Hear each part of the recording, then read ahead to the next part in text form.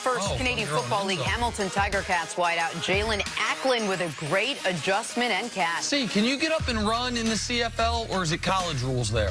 No, NFL rules. Well, then he should have got up and run there. I think a knee might have touched him when he was on the ground. Watch him when the guy goes over top of him. Right there, he touched him on the way past. Oh, okay. All right. That's against Duran's team. Oh, okay. Yeah, he plays for BC. More from the CFL here. That's why they haven't made it. Montreal Alouettes receiver DeVere Posey diving backwards to make this grab. Buckeyes, we everywhere. DeVere Posey out of Cincinnati, Ohio. Yep. Great track star out of high school. Started at The Ohio State. Drafted in the NFL. Who don't you know, see? Didn't work out for him in Houston, man. But good for him carving out something in the CFL. Yeah, big-time play. One of the best receivers they have in CFL. Finally, a little high school football down in Virginia. Benedictine Prep quarterback Jay Wolfolk with an incredible 39-yard touchdown run. Oh! That's 5-0. Trust me on this. Oh, this is a video game. Then he fumbled at the end, though. Oh, fumbled in the end zone. That's a touchdown. Okay. Kind of like those uniforms. There we go. I like the high school highlights, man. I love high school football highlights because you don't get great video. Got the sideline angle. I love it.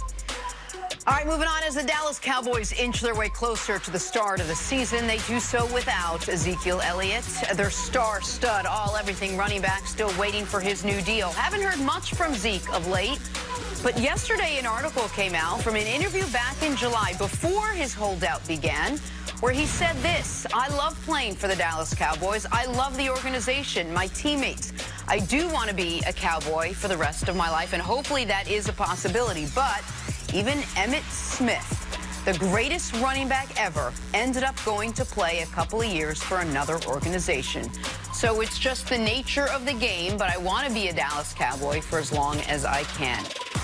See, given that, you think Zeke still feels this way more than a month after making those comments? Yeah, absolutely. I think that he's strong in his conviction as far as he's outplayed his contract, even though he's a top 5 pick.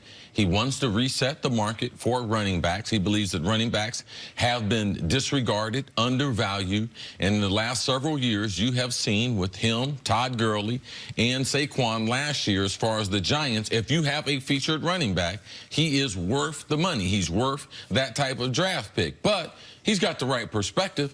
Even Evan Smith had to go somewhere at the end of his career. A lot of players do, and now with the ever-changing, with the salary cap, with the money available. But it would be great for him if he had the brand of playing for The Ohio State and then playing for the Dallas Cowboys and called it a career. He'd make a lot of money just on those branding power of those two institutions, Ohio State being one of the most popular college football brands, and of course the Dallas Cowboys being one of the most popular brands in sports around the world. Of course, yes, that's what he'd like to do, but the reality is ultimately you probably have to go somewhere else. If you're going to have a long career, typically it's going to happen at the end. But right now he should want to be a Dallas Cowboy. It's great. They have a great venue to be able to play their games. They got a good young roster. They got a quarterback that really, really needs them. So the fit is more there than like any other place that I believe that he'll be able to be where we have all these throwers in the league. And a really good young offensive line that he could grow with and play with throughout his career. You're not going to find a better, for a running back, offensive line situation and ownership situation, I would imagine, than the Dallas Cowboys, especially a running back who a couple times already has shown up in Roger Goodell's office.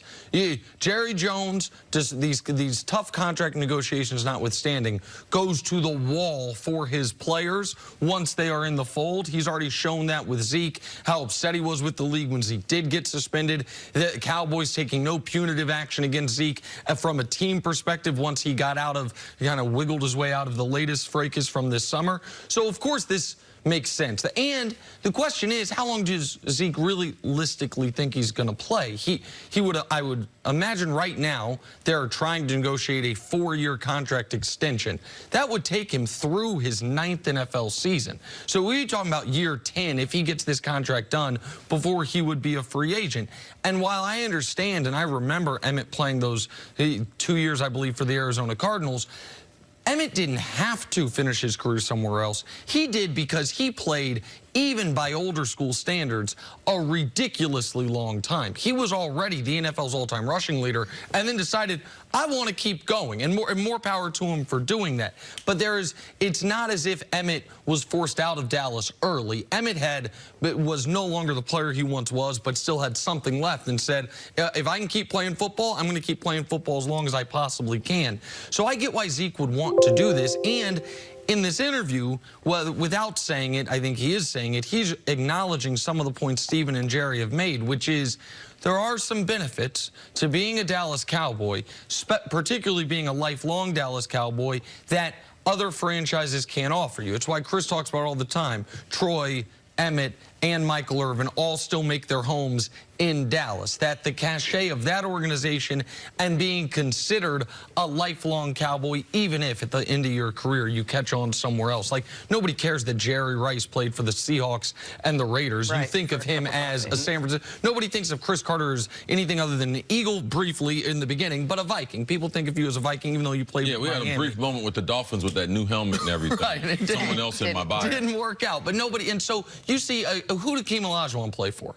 The Rockets, not the Raptors, even though technically he did. So the last couple years of career notwithstanding, I do believe Zeke wants to be a Dallas Cowboy through the prime and after the prime of his career, and I think that's what he's communicating. Zeke knows what the Dallas Cowboys offer him as far as a home for the next couple years, but I'm sure Jerry Jones also knows what he gets from Zeke. This is, as we call him, a once-in-a-lifetime running back. I mean, one of these really, really great athletes who you know is going to deliver, who you know has been a winner for you.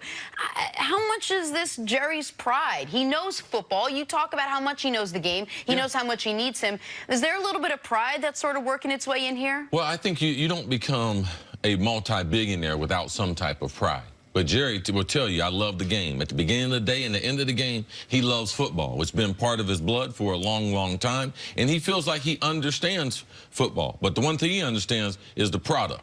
And the product he's got out there on the field, he realized the best player is still in Mexico. And their chances, if they want to host the Lombardi Trophy, they have no chances without Ezekiel. Jerry knows that. He hadn't expressed that verbally, but he knows that. So I believe that a deal will get worked out because Jerry is a tough negotiator, and he's willing to stare down anyone, and that's what they're going to have, a showdown, stare down, you know, there in Dallas. And real quick, I want to revisit something you said yesterday. You put basically 1 week from today as the drop-dead date for this to get done for Zeke to be able to play week 1. Correct? That if it's not done by Tuesday of the first week of the season, he wouldn't be able to play week 1. Jen and I were discussing this before the show.